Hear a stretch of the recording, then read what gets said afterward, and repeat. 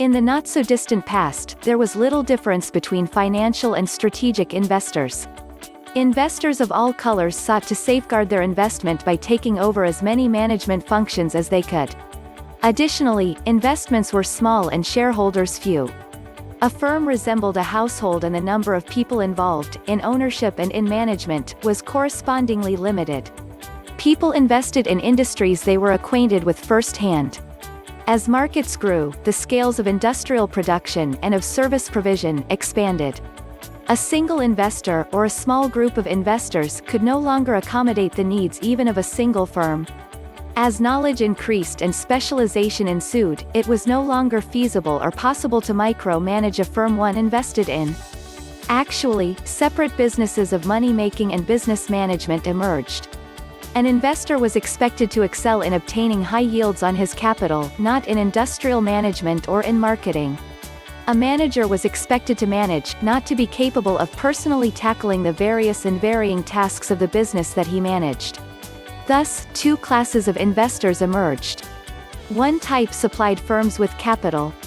The other type supplied them with know-how, technology, management skills, marketing techniques, intellectual property, clientele, and a vision, a sense of direction.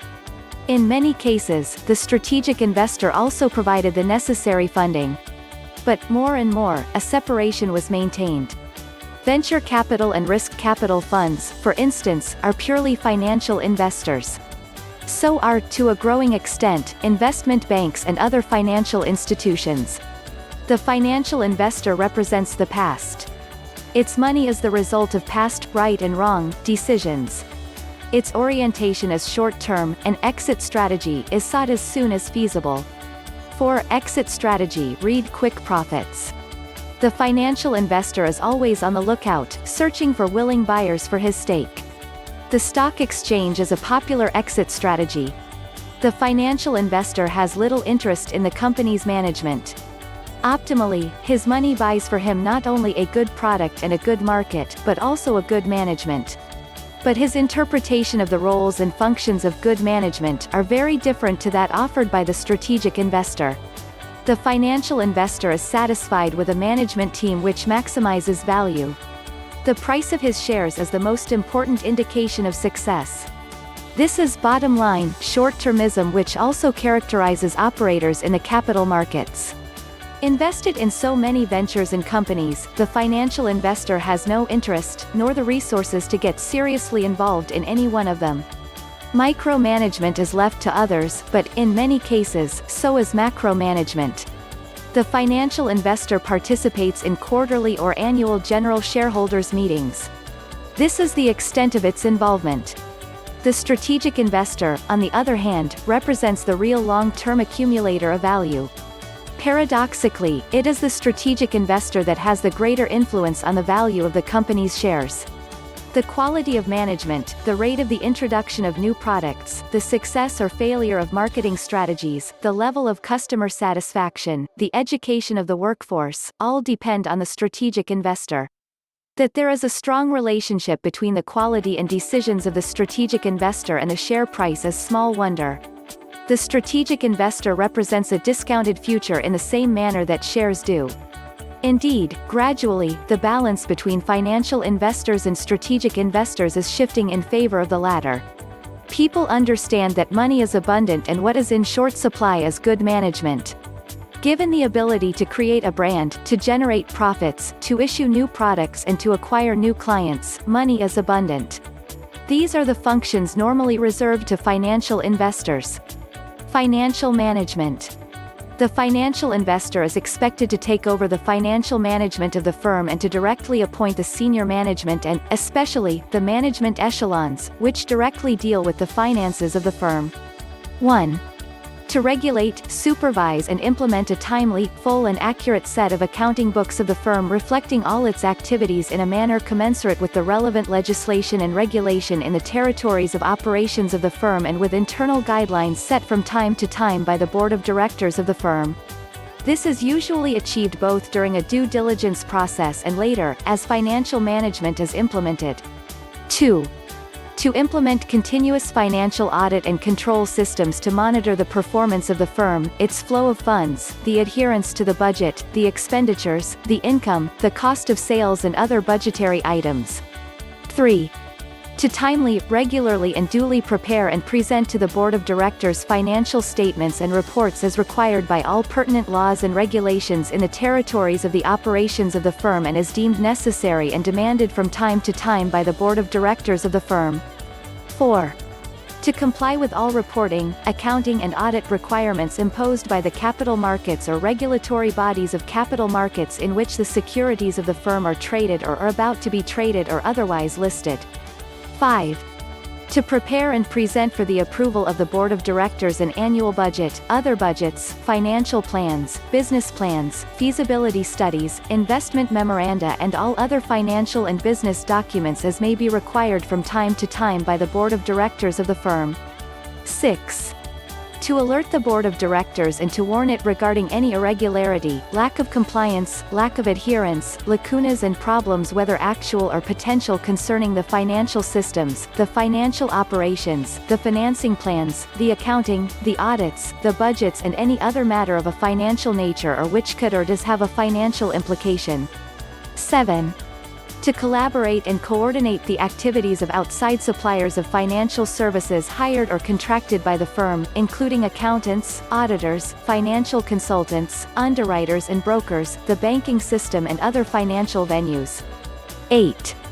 To maintain a working relationship and to develop additional relationships with banks, financial institutions and capital markets with the aim of securing the funds necessary for the operations of the firm, the attainment of its development plans and its investments. 9. To fully computerize all the above activities in a combined hardware, software and communication system which will integrate into the systems of other members of the group of companies. 10. Otherwise, to initiate and engage in all manner of activities, whether financial or of other nature, conducive to the financial health, the growth prospects and the fulfillment of investment plans of the firm to the best of his ability and with the appropriate dedication of the time and efforts required. Collection and credit assessment. 1. To construct and implement credit risk assessment tools, questionnaires, quantitative methods, data gathering methods and venues in order to properly evaluate and predict the credit risk rating of a client, distributor, or supplier. 2. To constantly monitor and analyze the payment morale, regularity, non-payment and non-performance events, etc. in order to determine the changes in the credit risk rating of said factors. 3. To analyze receivables and collectibles on a regular and timely basis. 4. To improve the collection methods in order to reduce the amounts of arrears and overdue payments, or the average period of such arrears and overdue payments. 5. To collaborate with legal institutions, law enforcement agencies and private collection firms in assuring the timely flow and payment of all due payments, arrears and overdue payments and other collectibles. 6. To coordinate an educational campaign to ensure the voluntary collaboration of the clients, distributors and other debtors in the timely and orderly payment of their dues. The strategic investor is, usually, put in charge of the following: project planning and project management. The strategic investor is uniquely positioned to plan the technical side of the project and to implement it. He is, therefore, put in charge of 1. The selection of infrastructure, equipment, raw materials, industrial processes, etc. 2. Negotiations and agreements with providers and suppliers. 3. Minimizing the costs of infrastructure by deploying proprietary components and planning. 4. The provision of corporate guarantees and letters of comfort to suppliers. 5. The planning and erecting of the various sites, structures, buildings, premises, factories, etc. 6. The planning and implementation of line connections, computer network connections, protocols, solving issues of compatibility, hardware and software, etc. 7. Project planning, implementation and supervision. Marketing and sales. 1. The presentation to the board an annual plan of sales and marketing including, market penetration targets, profiles of potential social and economic categories of clients, sales promotion methods, advertising campaigns, image, public relations and other media campaigns. The strategic investor also implements these plans or supervises their implementation. 2. The strategic investor is usually possessed of a brand name recognized in many countries. It is the market leaders in certain territories. It has been providing goods and services to users for a long period of time, reliably.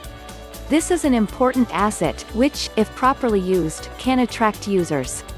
The enhancement of the brand name, its recognition and market awareness, market penetration, co-branding, collaboration with other suppliers, are all the responsibilities of the strategic investor. 3. The dissemination of the product as a preferred choice among vendors, distributors, individual users and businesses in the territory. 4. Special events, sponsorships, collaboration with businesses. 5. The planning and implementation of incentive systems, e.g., points, vouchers. F. The strategic investor usually organizes a distribution and dealership network, a franchising network, or a sales network, retail chains including, training, pricing, pecuniary and quality supervision, network control, inventory and accounting controls, advertising, local marketing and sales promotion and other network management functions. G. The strategic investor is also in charge of vision thinking, new methods of operation, new marketing ploys, new market niches, predicting the future trends and market needs, market analyses and research, etc. The strategic investor typically brings to the firm valuable experience in marketing and sales. It has numerous off-the-shelf marketing plans and drawer sales promotion campaigns. It developed software and personnel capable of analyzing any market into effective niches and of creating the right media, image and PR, advertising and sales promotion drives best suited for it. It has built large databases with multi-year profiles of the purchasing patterns and demographic data related to thousands of clients in many countries. It owns libraries of material, images, sounds, paper clippings, articles, PR and image materials, and proprietary trademarks and brand names. Above all, it accumulated years of marketing and sales promotion ideas which crystallized into a new conception of the business. Technology. 1. The planning and implementation of new technological systems up to their fully operational phase. The strategic partners' engineers are available to plan, implement and supervise all the stages of the technological side of the business. 2. The planning and implementation of a fully operative computer system, hardware, software, communication, intranet to deal with all the aspects of the structure and the operation of the firm. The strategic investor puts at the disposal of the firm proprietary software developed by it and specifically tailored to the needs of companies operating in the firm's market. 3. The encouragement of the development of in-house, proprietary, technological solutions to the needs of the firm, its clients and suppliers. 4. The planning and the execution of an integration program with new technologies in the field, in collaboration with other suppliers or market technological leaders. Education and training. The strategic investor is responsible to train all the personnel in the firm, operators, customer services, distributors, vendors, sales personnel.